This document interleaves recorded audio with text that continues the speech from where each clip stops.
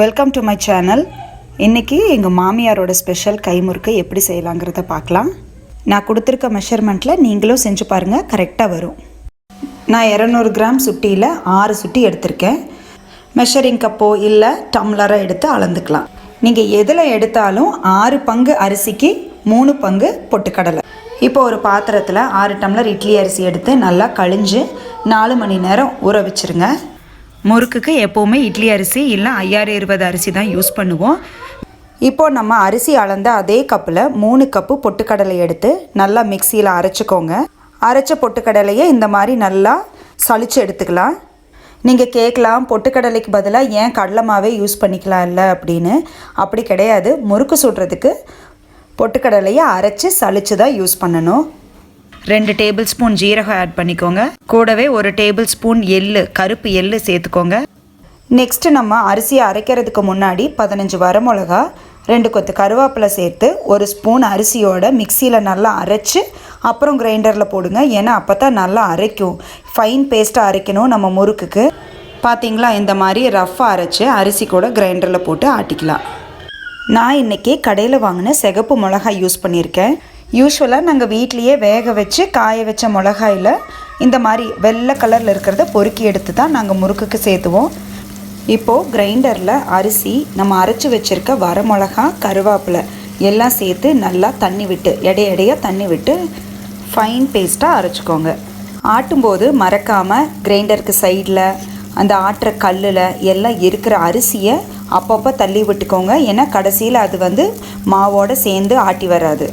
இப்போது அரிசி நல்லா ஸ்மூத்தாக அரைச்சி ஒரு பாத்திரத்தில் எடுத்து வச்சுக்கோங்க. இப்போது நம்ம அரைச்சி வச்சுருக்கிற அரிசி மாவோட நம்ம சலிச்சு வச்சுருக்கிற பொட்டுக்கடலை மாவு, அதோடு நம்ம மிக்ஸ் பண்ணின எள்ளு, ஜீரகம் எல்லாத்தையும் இப்போ சேர்த்து நம்ம ஒன்றா பிசைய போகிறோம். மாவு பிசையும் போதே நம்ம உப்பு சேர்த்துக்கலாம். 3 டேபிள் ஸ்பூன் சால்ட் உப்பு சேர்த்துக்கோங்க. இல்லை கல்லுப்பு யூஸ் பண்ணுறீங்க அப்படின்னா தண்ணியில் கரைச்சி ஆட் பண்ணிக்கோங்க. நம்ம சிவப்பு மிளகா யூஸ் பண்ணங்காட்டி தான் மாவு இப்படி செவந்த கலரில் இருக்குது. நான் சொன்ன மாதிரி வெள்ளை மிளகா போட்டோம் அப்படின்னா மாவு இன்னும் வெள்ளையாக இருக்கும், முறுக்கும் வெள்ளையாக வரும். நெக்ஸ்ட்டு நம்ம வெண்ணெய் சேர்த்துக்கலாம். இப்போ நம்ம போட்டிருக்க 6 கப்பு மாவுக்கு 150 கிராம் வெண்ணெய் பக்கம் ஆட் பண்ணுறோம். இப்போ பிசைஞ்சு வச்ச மாவோட வெண்ணெயும் சேர்த்து இன்னும் நல்லா அமுத்தி நல்லா பிசைஞ்சுக்கோங்க. மாவு பிசைகிறத நான் உங்களுக்கு ஃபாஸ்ட் மோஷன் பண்ணி காமிக்கலை. அப்படியே நார்மலாக மாவு பிசையும் போது எடுத்து அப்படியே போட்டிருக்கேன். உங்களுக்கு இது ஹெல்ப்ஃபுல்லாக இருக்கும்னு நினைக்கிறேன். முறுக்குக்கு மாவு பிசைகிற பக்குவம் இதுதான்.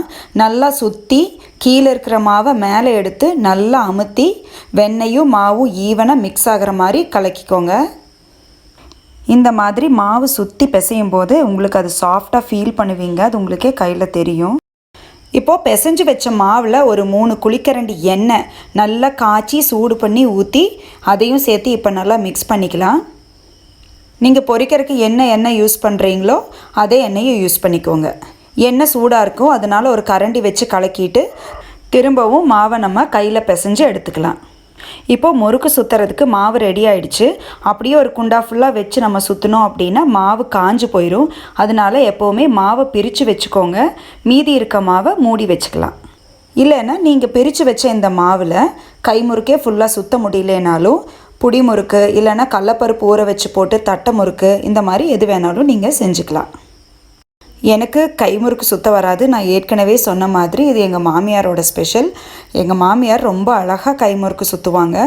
போஸ்ட் பண்ணியிருக்க வீடியோ உங்களுக்கும் யூஸ்ஃபுல்லாக இருக்கும்னு நினைக்கிறேன். மாவு சுற்றுற துணி பார்த்திங்கன்னா சாஃப்ட் காட்டன் கிளாத். நாங்கள் யூஸ்வலாக வெள்ளை வேஷ்டி யூஸ் பண்ணுவோம். அதை தண்ணியில் நனைச்சி நல்லா புழிஞ்சிட்டு விரித்து விட்டு அது மேலே முறுக்கு சுற்றினோன்னா ஈஸியாக நம்மளால் எடுக்க முடியும். முறுக்கு சுற்றுறக்கு லெமன் சைஸ் பால் எடுத்துட்டிங்கன்னா சுற்றுறக்கு ஈஸியாக இருக்கும். ஒரு கடாயில் பொரிக்கிறதுக்கு தேவையான எண்ணெய் எடுத்துக்கோங்க. எண்ணெய் கொஞ்சம் நிறையாவே இருக்கட்டும், அப்போ தான் முறுக்கு வேகிறதுக்கான ஸ்பேஸ் கொஞ்சம் ஃப்ரீயாக நமக்கு இருக்கும். இப்போ துணியில் சுற்றி வச்ச முறுக்கை ஒன்றொன்னா எடுத்து மெதுவாக எண்ணெயில் போடுங்க. இப்போ நான் ஊற்றி வச்சுருக்கிற எண்ணெய்க்கு ஒரு 15லேருந்து 18 முறுக்கு வரைக்கும் நல்லாவே பிடிக்கும். போட்ட உடனே கலக்க வேண்டாம், ஒரு நிமிஷம் கழித்து நல்லா கலக்கி விட்டுக்கோங்க. முறுக்கு வெந்துருச்சுங்கிற பக்குவம் பார்த்திங்கன்னா நம்ம போடும்போது இருந்த அந்த சலசலப்பு அடங்கி நுரையெல்லாம் இல்லாமல் பபிள்ஸ் இல்லாமல் ஃப்ரீயாக முறுக்கு சுற்றும். அதுதான் நம்ம எடுக்க வேண்டிய பக்குவம். முறுக்கு சுடும்போது எப்போவுமே அடுப்பை சிம் பண்ணிவிட்டு சுற்றின மாவை போடுங்க. எல்லா முறுக்கையும் ஆட் பண்ணினதுக்கு அப்புறமா அடுப்பை பெருசு பண்ணிக்கோங்க. இப்போ நம்ம முறுக்கு நல்லா வெந்துருச்சு, எண்ணெயிலேருந்து எடுத்து வச்சுக்கலாம். அடுத்த பேட்ச் முறுக்கு போட்ட உடனே நம்ம ஏற்கனவே போட்டு வெந்த முறுக்கு எடுத்து வேறு ஒரு பெரிய பாத்திரத்தில் போட்டுக்கோங்க. சூட்டோடு சூடாக மேலே போட வேண்டாம். ஏன்னா எண்ணெய் வடியாமல் போட்டோன்னா கீழே இருக்க முறுக்கு ஃபுல்லாக எண்ணெய் ஆயிரும். இப்போ நாங்கள் ஆட்டி வச்ச மாவில் பாதி பிரித்ததை கை முறுக்கும் மீதியை தட்டை முறுக்கும் சுட்டு வச்சிட்டோம். ஆனால் அந்த காலத்து கை முறுக்கு மாதிரி சுடணும் அப்படின்னா ப்ராக்டிஸில் மட்டுமே வருங்க. நீங்களும் ட்ரை பண்ணி பாருங்கள், கண்டிப்பாக வரும். இந்த ரெசிபி உங்களுக்கு பிடிச்சிருந்துச்சுன்னா ட்ரை பண்ணி பாருங்கள். என்னோடய பேஜை சப்ஸ்கிரைப் பண்ணுங்கள், ஷேர் பண்ணுங்கள். தேங்க்ஸ் ஃபார் வாட்சிங்.